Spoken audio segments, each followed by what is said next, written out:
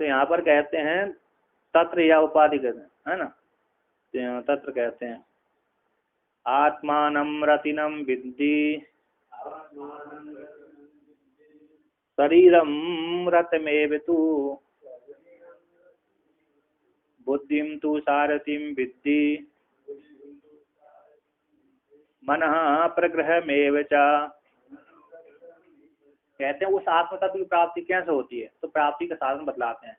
कहते हैं आत्मानम रत्नम विद्धि, शरीर को तो आत्मानम रतिनम विद्धि, आत्मा को तो है ना जो कर्ता भोक्ता जीव है उसको तो रति बनाइए, और शरीर जो जिसमें जो कर्ता भोक्ता जीव जिसमें रह रहा है, जिसको आश्रय करके रह रहा है, उस शरीर को रत बनाइए।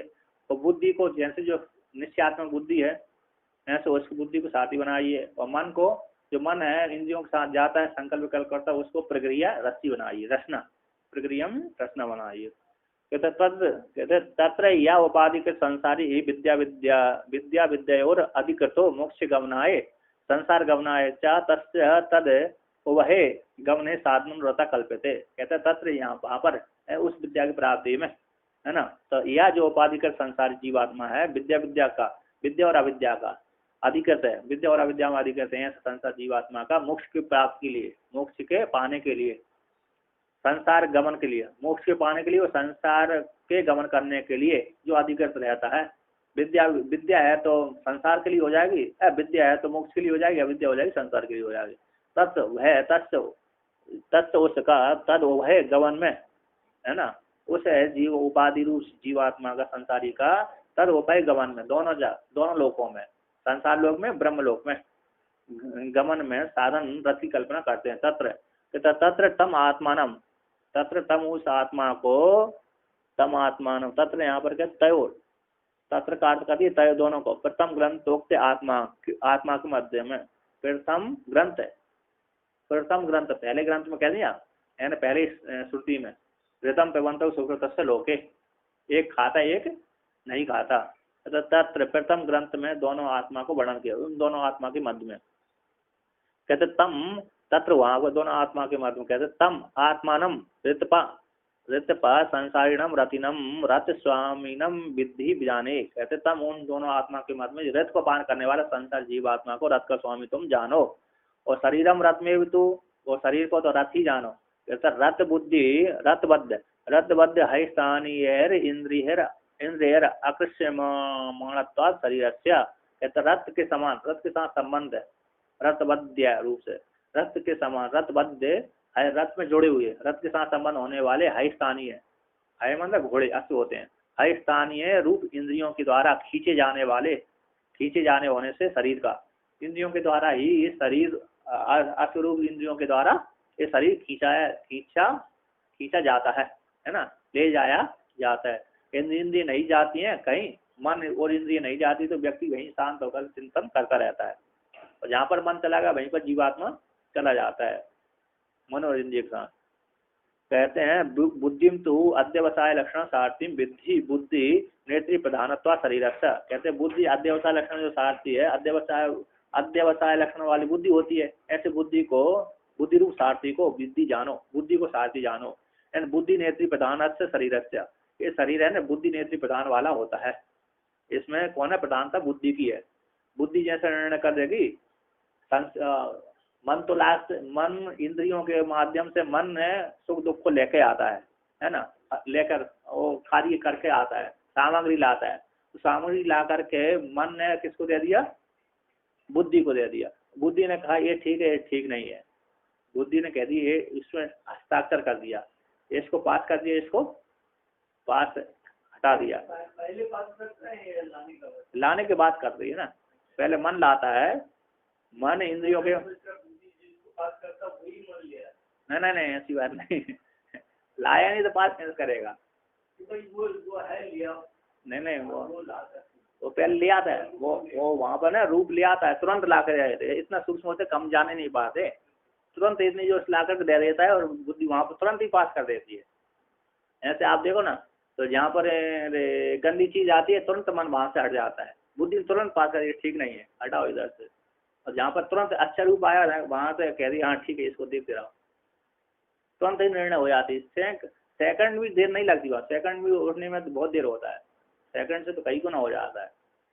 ऐसे हम ब्रह्म लोग जाने ना तो सेकंड की जरूरत नहीं है, वहाँ पर 1 सेकंड की भी ब्रह्म लोग में पहुँचने की जरूरत नहीं है। कहते तो सबसे तेज गति किसकी है, तो मन की है। सबसे तेज गति है तो मन की, मन से बढ़कर को, मन के बाद फिर आता है आत्मा। आत्मा तो कहीं सबसे तीव्र वेग से मन ही जाता है। आत्मा तो सभी जगह जाती आती जाती ही नहीं है, किंतु सर्वत्र है। पहले से विज्ञान की तो मन सबसे तेज जाता है, गति में सबसे तेज है, प्रकाश से भी तेज है। कहते हैं बुद्धि नहीं थे, क्योंकि वो मन कार्य है, कारण बुद्धि है। मन क्या है, कार्य है और कारण बुद्धि है।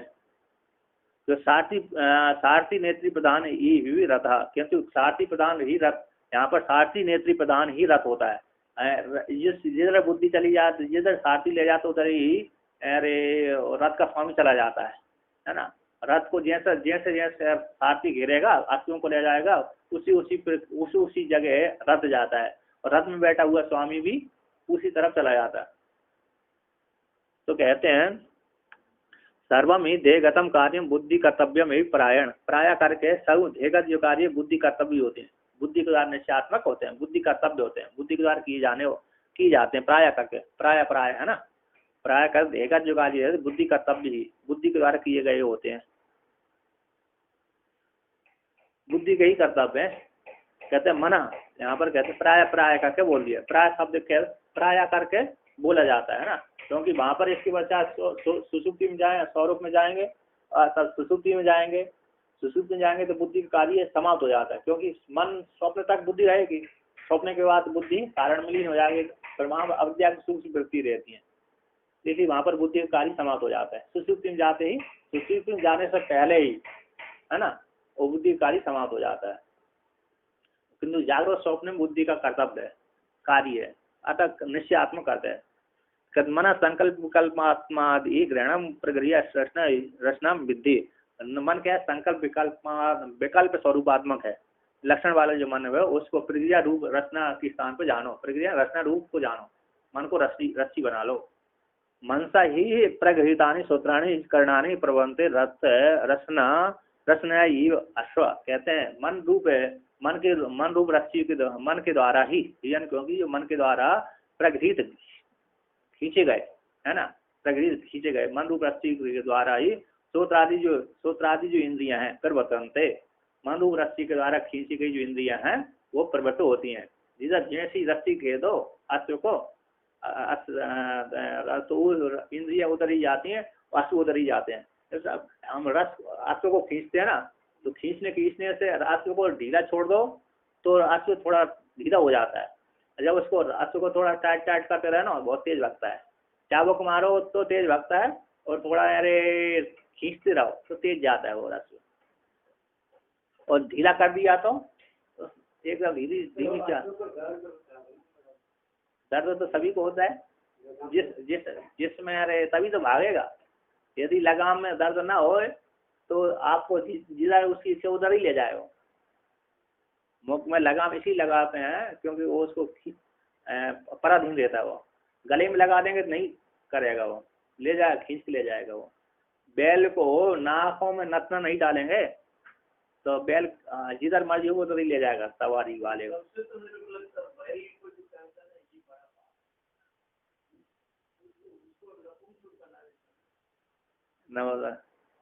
हाँ, पशुओं को इधर करते हैं, जब जो खेत जोती करते हैं ना, वो पहले उसको नहीं काटते नहीं है, पिचक देते हैं, मसल देते हैं,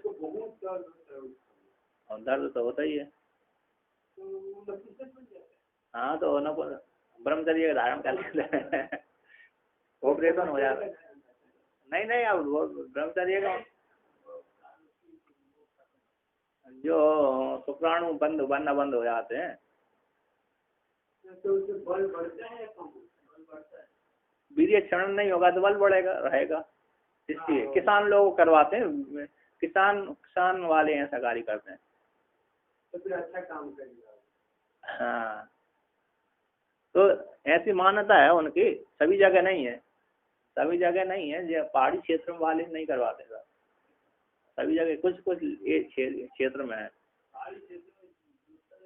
पहाड़ी क्षेत्र में जोते हैं वो तो वहाँ के नापते भी नहीं है।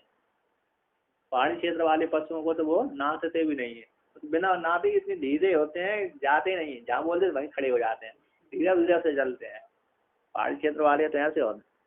तो यहाँ पर कहते हैं प्रबंध कि रचना रूप रचना रचना ये ऐसा जैसे रचना के द्वारा आंसू जाते हैं, उसी प्रकार रचना रूप मन के द्वारा सूत्र आदि इंद्रियां प्रवृत्त होती हैं। तो आगे कहते हैं यहाँ पर इंद्रियाणि हया नाहुर विषयांस्तेषु गोचरान् आत्मेन्द्रिय मनोयुक्तम भुक्तित्याहुर मनुष्यणः। कहते हैं रे इंद्रियों को तो है जानो, इंद्रियाणि हयान आहुर जानो, इंद्रियों को है, इंद्रियों को क्या जानो, अश्व जानो। तो इंद्रिय रूप अश्व को विषण करने के लिए मार्ग चाहिए, तो विषय रूप मार्ग है ना। हाथी को नग नग बोलते हैं, हाथी अस्थि बोलते हैं, है ना। कई कई आय अश्व होता है। कहते इंद्रियों को हाय जानो और विषयों को, इंद्रियों के लिए इंद्रिय रूप हाय को विषण करने के लिए मार्ग चाहिए।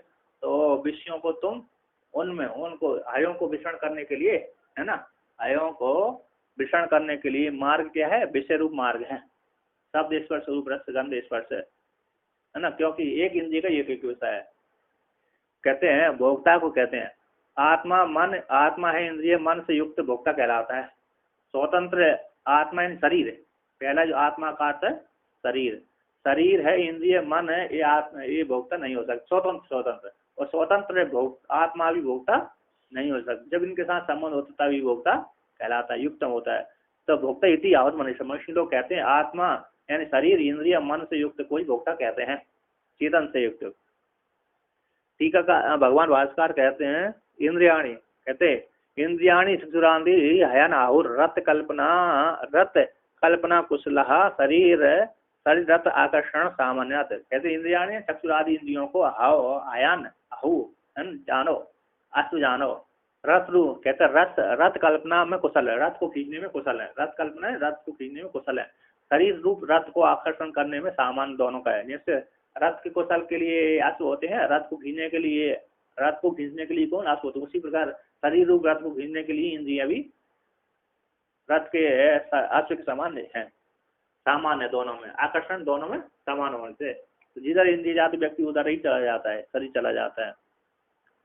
तो कहते हैं रे तेसु इंद्रियसु, उन इंद्रियों में, तेसु तेसु इंद्रियसु हयत्वेन परिकल्पितेषु गोचरान मार्गान मार्गान रूपादि विषयान विद्धि। कहते हैं उन इंद्रियों, तेसु इंद्रियों में, कहते हैं उन इंद्रियों के मध्य इंद्रियों में, तेसु उनको चलने के लिए ना, इंद्रियों को चलने का आयु रूप कहते हैं उन इंद्रियों में आय रूप इंद्रियों को विषण करने के लिए, इंद्रियों में हयत रूप से परिकल्पित हो जाने पर, कहते हैं इंद्रियों को हय रूप से कल्पना की कर लिए जाने पर उन हय रूप अश्व को चलने के लिए, इंद्रिय रूप अश्व को चलने के लिए गोचरान मार्गों को, गोचर बोले मार्गों को, रूप आदि विषयों को तुम जानो। उन इंद्रियों को विषण करने के लिए रूप आदि मार्ग तुम जान लो।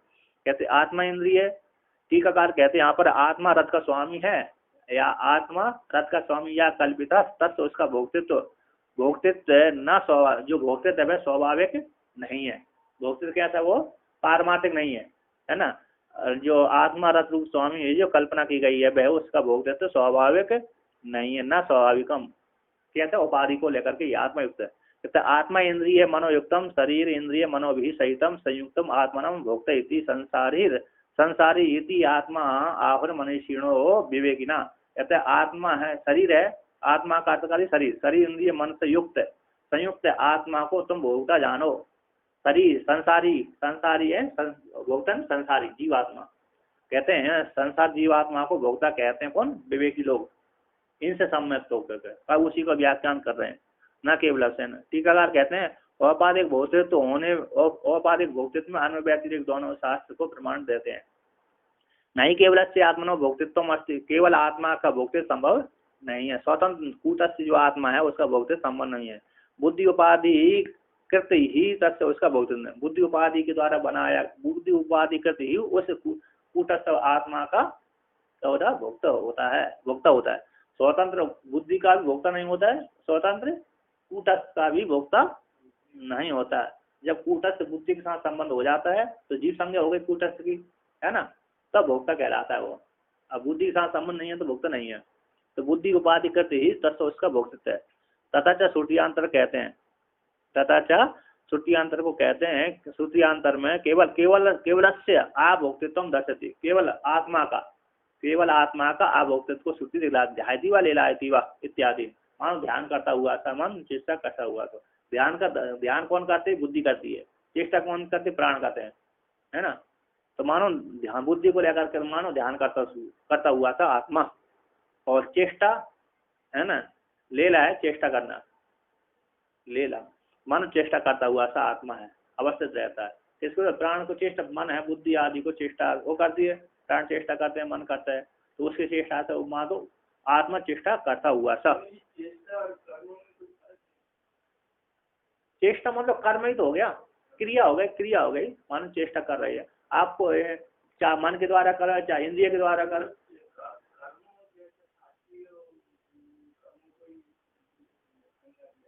आपका नहीं नहीं चेष्टा सामान कोई भी हो, क्रिया हो जाती है, चाहे मन की हो चाहे बुद्धि हो। चेष्टा, अब चेष्टा कर्म तो कर्म भी तो है ना, शास्त्र वाले ही कर्म हो ऐसी बात भी नहीं है, शास्त्र वाले ही कर्म हो ऐसी बात भी नहीं है, क्योंकि शास्त्र वेद वेद वेद कर्म है, पूर्ण वेद तो वेद निषिद्ध कर्म अशास्त्रीय हो गए, तो वे तो शास्त्र ने तो विधान नहीं किया कि तुम अशास्त्र कर लो, किंतु व्यक्ति स्वाभाविक है, धर्म अविद्या कर्म है, स्वाभाविक है वो, उसमें कोई वो नहीं। कर्म शब्द से दोनों गृहित होते हैं, शास्त्रीय अशास्त्रीय। वेद तो बात उन्नति की होती है। चेष्टा से मतलब क्रिया हो रही है, चेष्टा मतलब एक क्रिया है, तो किसी भी क्रिया को ले लीजिए आप, चेष्टा हो गया अर्थात मतलब क्रिया, प्रयत्न है, चाहे अच्छे के लिए हो चाहे खराब के लिए हो। हम चेष्टा सभी हो, हाँ, जैसे आप जैसे पलक गिराते हैं तो एक चेष्टा ही तो है वो, आप पलक को गिराना, पलक को उन्मेष निवेश जो करते हो ना, उन्मेष निवेश क्या वो चेष्टा ही तो, बिना प्राण की चेष्टा, चेष्टा मतलब प्राण का धर्म है।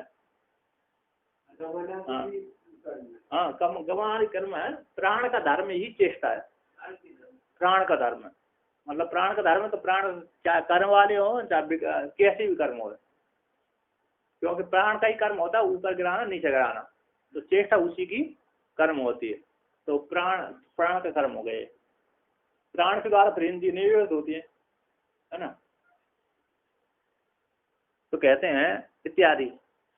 तो टीकाकार कहते हैं वैष्णव पद प्राप्ति श्रुति, वैष्णव पद पर जो वैष्णव पद, वैष्णव मतलब व्यापक स्वरूप है, तो वैष्णव पद की प्राप्ति श्रुति अनुपत्ति होने से न स्वाभाविक भोक्तृत्व वाच्यम, वैष्णव पद की प्राप्ति श्रुति की उत्पत्ति न होने से न स्वाभाविक उसका भोक्तृत्व, है ना। जीवात्मा का स्वाभाविक, आत्मा का स्वाभाविक भोक्तृत्व नहीं है, स्वाभाविक नहीं।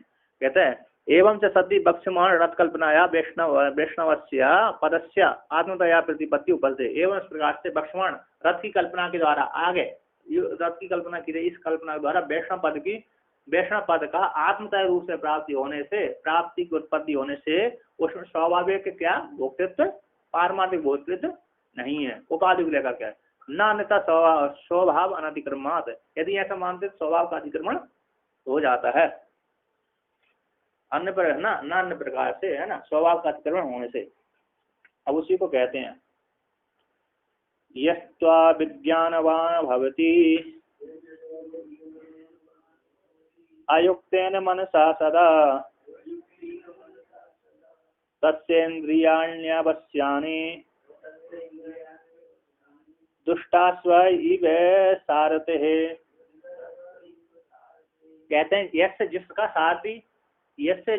सारथी या असारथी अविज्ञानवान अकुशल होता है, अविद्वान होता है, और आयुक्तान मन सदा उसका प्रज्ञा रूप रचना रूप मन है उसका सदा नहीं रहता, तो तस् उस सारथी की इंद्रियाणी अवश्यानी, तो उसी उसी सारथी की जो इंद्रिया रूप अश्व हैं वे बस में नहीं देते हैं। दुष्टाश्व सारथे, जैसे जिस सारथी के दुष्ट अश्व होते हैं असाधे होते हैं। कैसे होते हैं? साधे नहीं होते। तो साधे बिना लगाम वाले जो अश्व होते हैं, जैसे जिस जिस देश को अश्व की इच्छा हो गई उसी देश को चले जाते हैं, है ना। और सारथी कुशल नहीं है, चलान संचालन में कुशल नहीं है, तो कुशल न होने के कारण वो स्वामी को क्या जाता है, खड्डे खड्डे में गिरा देता है, हैं? हाँ, खड्डे खड्डे खड्डे में गिरा देता है, विपरीत विपरीत मार्ग में भी ले जाता है और खड्डे में भी गिरा देता है। जैसे वहां पर विराट पर्व में आया, विराट पर्व में जो अर्जुन और वो था उत्तर था, तो वो पहले तो अर्जुन रथ को घेर के लेके गया युद्ध लड़ने की, उसको डींग मार दिया। उसने कहा चल मैं ही, मेरे पिताजी ने मेरे को सभा में प्रसन्न रखी, तुम 100 योद्धाओं के बराबर योद्धा हो। तो आज मैं उनको दिखा के ही बताता हूँ क्या कर रहा था। अपनी प्रशंसा जो पिताजी ने सभा में प्रशंसा करी उसको मैं आज अपनी हकीकत में दिखलाना चाहता हूँ। उत्तर, हाँ उत्तर। तो ऐसा कहकर सभी स्त्रियों के बीच में जाकर के युद्ध लड़ने के लिए अकेले ही रथ को लेकर के जाने लगा। तो अर्जुन ने कहा मैं भी चलता हूँ, मैं तुम्हारा सारथी बनता हूँ। पहले तो उसने निश्चित कर दिया कि तुम भिड़ंगला हो, नपुंसक हो, तुम क्या करोगे, तुम क्षत्रिय भी नहीं, योद्धा भी नहीं हो। तो द्रौपदी ने कहना ये अर्जुन के साथ रहता था, ये भिड़ंगला अर्जुन के साथ रहता था, कई बार उसने सारथी का काम किया है, इसलिए इसको ले जाओगे तभी विजय होगी तुम्हारी, नहीं तो विजय नहीं होगी। तो उसकी वाणी को उसने स्वीकार, क्योंकि उसने जिस कीचक के विषय में संदेश दे दिया था कि कल तक ये सूर्य उदित नहीं हो, सूर्य है नहीं देख सकता, जिस दिन बोला तो उसी दिन उसको मर गया था, भीम ने मार दिया उसको। तो उसके वाणी को उसकी माँ ने कहा, उसकी वो रानी होगी, उसकी पटरानी जो द्रुपद की रानी, कहा रणलाला को ले जाओ, ये ज्योतिष ठीक कह दिया। उसने स्वीकार कर लिया। तो उत्तर ले गया, रात को साथी बनकर गया इधर से। तो जाकर के वहां देकर इधर से लेकर वहां तक समुद्र की जैसी कौरवों की सेना देख रही। कौरवों की जब सेना देखी वो देख के ही डर गए, बड़े बड़े नहीं, उसमें उसे 10-20 जन होंगे, 1000-2000 होंगे, क्योंकि वो योद्धा था वो भी। 10-20 हजार सेना होगी तो अकेला मार दूंगा। फिर नाम तो सुन लिया था उसने, सारे आए हैं, भीष्म द्रोणाचार्य आए, सारे कर्ण आया, अश्वत्थामा, द्रोण, द्रुपद, जो द्रोणाचार्य, कृपाचार्य, सारे आए। वो लेकिन स्त्रियों के सामने उसकी प्रशंसा अच्छी लगती थी, उसको ढींग मारना। तो चला गया अकेला, वहां जाकर देखा इतनी विशाल सेना समुद्र की जैसे देखी, तो क्या मेरे तो हाथ पैर काम है, मैं नहीं लगूंगा, मैं तो मैं अपने प्राण गंवाना नहीं चाहता है, मेरे को जीने की इच्छा है। अर्जुन ने कह दी तुम तो ढींग मार रहे थे वहां पर स्त्रियों के सामने, तो यहाँ पर क्या अब क्यों भाग रहे हो? उसने कहा तुम मेरे को छोड़ो, जाने तो मैं तुमको खूब पुरस्कार दूंगा, तो मैं नहीं लौटूंगा। तो अर्जुन वहां पर अपने अस्त्र शस्त्र जहाँ पर रखे थे पेड़, तो वहां से अस्त्र शस्त्र उठवाए, क्या तुम इस पे चढ़ो, अब यहाँ पर अस्त्र शस्त्र रखे पांडवों के, रखे पुंडी उतारे। फिर उसने कहा ये किसके अस्त्र है? उसने ये पांडवों के। तो पांडव तो यहाँ पर है नहीं, पर कहाँ अस्त्र शस्त्र? क्या मैं ही पांडव हूँ, मैं अर्जुन हूँ, और मेरे जो तुम्हारे जो पिता के पास है ना, पिता के पास जो भी जो अलग अलग, हाँ हमारी युधिष्ठिर है, पांच खेलता है, और रसोईया भीम है, और जो पांचाली हमारी पत्नी है, तुम्हारी जो शैलेंद्री है वो तुम्हारी माँ की शैलेंद्री है, वो हमारी पत्नी है। नकुल सहदेव को वर्णन किया। तो फिर नाम भी पूछा उसने वहां पर, तुम्हारे यदि तुम अर्जुन हो तो नाम बताओ 10, तो 10 नाम भी बताए। फिर वो उसको संतोष हो गया कि अब अर्जुन ने कहा अब तुम मेरे रथ हाको, अब मैं युद्ध लड़ूंगा इनसे। तो गया तो वहां पर उसको उन्होंने कहा, व्यास भगवान ने वर्णन किया, तो शास्त्र में है, सारथी में बड़ा कुशल था वो। हाँ, व्यास भगवान ने कहा रथ संचालन में कैसा था वो, योद्धा तो महारथी तो था, महारथी कोटि में ही आता था वो, ऐसा नहीं कमजोर हो, विशाल अकेला देख करके फंस गया। कितना महारथी की कोटि में वर्णन किया, विष्णुता माना उसको। अधिरथी अररथी ऐसा नहीं है, महारथी है था, क्योंकि बड़ा पराक्रम की विष्णुता माना ही उसको, युद्ध में प्रशंसा की उसकी, युद्ध के समय हाँ अकेला हो गया, डर गया, अकेला डर जाता है व्यक्ति, कभी कभी योद्धा होता भी डर जाता है। अब वहां पर गया तो वहां पर वर्णन किया, तो जैसे कहा था तुम जहाँ जहाँ मेरे को आगे थे वहीं वहीं पर मैं रथ को ले जाता हूँ। तो वो जो उसको सामने की योद्धा के जो बाण आते थे उसको बचाते हुए घेर के ले गया। तो दुर्योधन वो अरे गायों को हाँक के ले गया। उसने कहा सबसे पहले दुर्योधन को ही हम परास्त करेंगे। तो दुर्योधन तो नहीं देख रहा, तो वो तो लगता है हमारी गाय को लेकर चला गया दक्षिण दिशा को, मतलब अजो होगी, हस्तिनापुर होगी। उसने कहा उसी को ले चलो। तो वो सारे कौरव वो उसके अर्जुन के ऊपर पीछे पड़ गए बाण मारने के। उनके बाणों को बचाते हुए कुशलता पूर्वक वो वहां पर दुर्योधन के पास में पहुंच गया, तुरंत जाकर के रोक लिया। तो वहां पर उसको कुशल सारथी बदलाया इस पितामह, मतलब व्यास भगवान ने। व्यास भगवान ने भी वर्णन की है, दूसरा वो योद्धाओं ने भी कुशल किया, कहे तो ये तो हमको रोक ही नहीं रहा, कैसे यहाँ पर वर्णन किया। तो टीकाकार कहते हैं यहाँ पर, भगवान भास्कर कहते हैं, तो जो कहते हैं सारथी जो दुष्ट होता है ना, सारथी यदि दुष्ट शिक्षित नहीं है तो रथी को क्या क्या कर देता है, खड्डे में आदि में गिरा देता है। तो ठीक भगवान भास्कर कहते हैं तत्र वहीं पर एवं सती ऐसी प्राप्ति हो जाने पर, रथ कल्पना की प्राप्ति हो जाने पर, यस्तु यहाँ पर यदि गड़बड़ हो सकती है आपके में, तो यस्तु बुद्ध्याक्य बस होगा एक जगह पे, वस्तु के स्थान तो यस्तु है। आपके पास पाठ क्या है? वस्तु के आप यस्तु है वहां पर, हाँ या है, ऊपर का यकार है वहां पर कि यस्तु बुद्ध्याक है, जो बुद्ध्याक सारथी है, और सारथी के आगे भी रकार छूटा हुआ है, वहां पर विज्ञानवान है ना, तो सारथी के ऊपर रकार लिखना है, वहां पर रकार हट नहीं है। कहते यस्तु जो बुद्ध्याक है सारथी है, अविज्ञान वाला सारथिर, रकार हो जाने से रकार को विसर्ग हो गया, रकार आकर जुड़ गया तो रा हो गया पूरा। हाँ सारथी विज्ञान है तो गलत हो रहा है शब्द, जो सारथी नहीं अविज्ञान वाला सारथी है, रकार आगे लगा लीजिए वहां पर, सारथी के आगे बकार और बी सी के और बी के बीच में रकार होना चाहिए, ठीक है।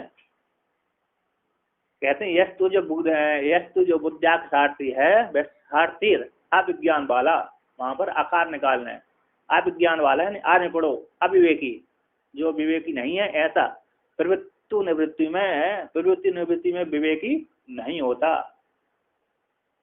समझ में आ गए ना?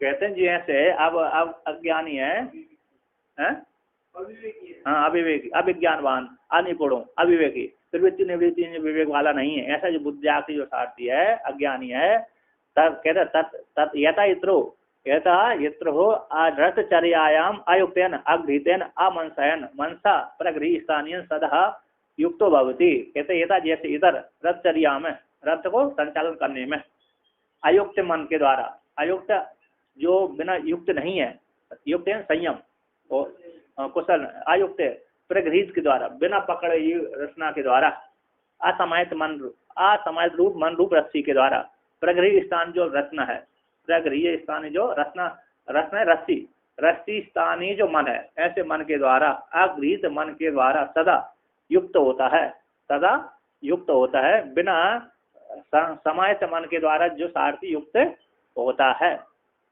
रचना रूप मन के द्वारा युक्त होता है।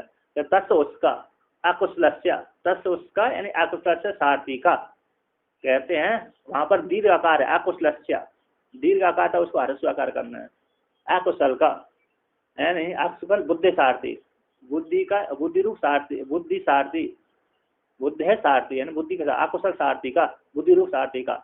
इंद्रियाणी अश्वस्थानी, जो इंद्रिया कैसी है, अश्वस्थानी इंद्रियाणी है, अवश्यानी असक्यानी, अवश्यानी का अर्थ है शक्य नहीं है, किसके लिए शक्य नहीं है, निवारण, कहते हैं अनिवारणानी, अनिवारणीयानी, निवारण करने में समर्थ नहीं होती।